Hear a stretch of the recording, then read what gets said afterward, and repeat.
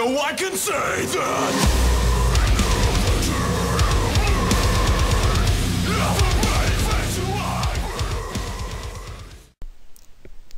What's up, guys? Today I'm going to be talking to you about the pistol dual wield Theif build, or what I like to call it, the Cowboy. Alright, so we're going to go ahead and show you the skills. Your main damaging skills are going to be your 1 and your 3. It's going to be Vital Shot and Unload. Unload gives you moderate damage and it gives you a bleed, or not Unload, Vital Shot. And then Unload is going to be your main damage dealer. And because of that, you're going to need a lot of initiative, which you're going to have plenty in this build. Then you got Body Shot, which makes them vulnerable and immobilizes them.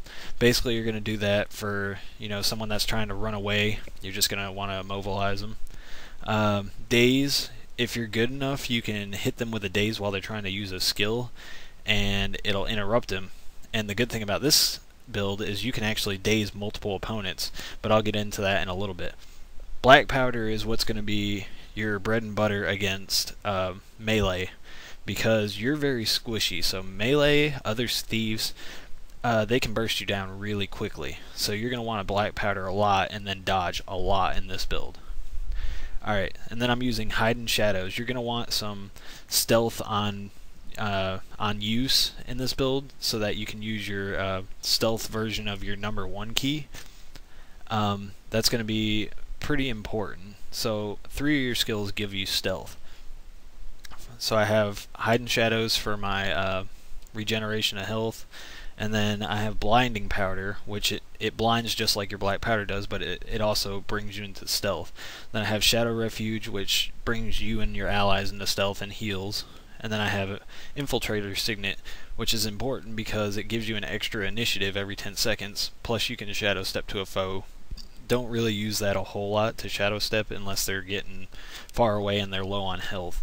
Then I'm using Thieves Guild in order to kind of even the odds when you're fighting against, you know, certain professions that really burst you down or really give you a hard time. You can also change this out with Dagger Storm if you think that you're fighting against a lot of long-ranged opponents. Alright, so we're going to go into the actual build now.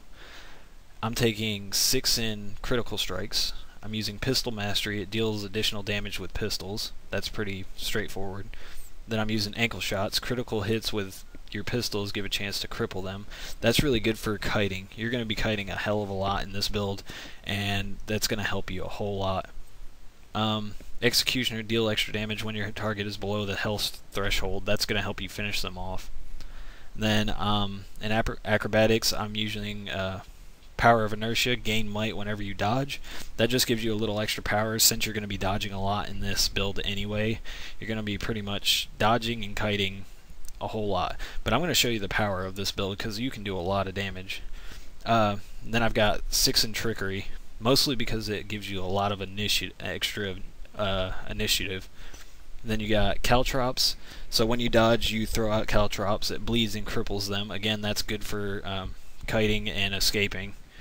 Then I've got Ricochet, which is really good in this build, and I'll show you why in a few minutes. Pistol Shots have a chance to bounce to an additional target, and your pistol range is increased. Your pistol range is pretty good, but it's not like a Ranger's range at all. And then I got Sleight of Hand. Stealing also dazes the target, reduces recharge of steel.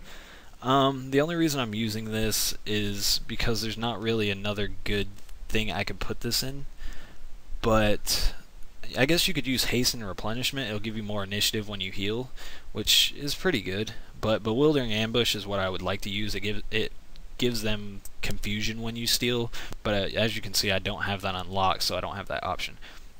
Alright, we're going to go into the equipment. You're going to want to use 2 pistols. If you're playing PvP, it doesn't matter. If you're playing World v World or Dungeons, then you want to use Berserker's pistols. You're going to use Sigil of Accuracy because it's giving you a whopping 62% crit chance. So you're going to be critting a lot in this build, and you're going to be doing a lot of damage. And then I'm using Sigil of Air, causes a lightning strike, 50% on crit chance, which you're critting a lot anyway, so. And then you got your short bow. I've thought about using a melee in the offhand, but it doesn't really fit with the type of build that this is. Your short bow is basically going to be used for escaping or doing AoE damage in team fights. For your sigils, you're going to use Sigil of Energy, gain 50% of your endurance when you swap so you can dodge again, and then Sigil of Leeching, which will give you some health when you swap to the weapon.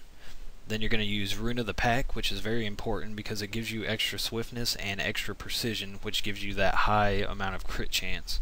Also, when you're struck, you can give boons to your allies. Then Berserker's Amulet, obviously, is what you want to use as your amulet, or on your gear if you're not playing PvP, because you can also use this build in other things in the game. Alright, so now I'm going to show you what kind of damage this can do. So check this out. Look at that. 5k damage. That's insane. And then you do that again. And since you got so much initiative and initiative regain, you can spam your 3 button quite a bit. 9k crits. That's insane. Also, as you can see, it's bouncing off to other enemies, so that it actually does a little bit of AoE damage. And the cool thing about that is your daze and your immobilize can also bounce off to other enemies. So you can immobilize AoE and you can daze AoE. See, you can see it right there. Alright, and that's it for the build guide. I'm going to show you some actual gameplay now, and I hope you guys enjoyed. See you in the next video.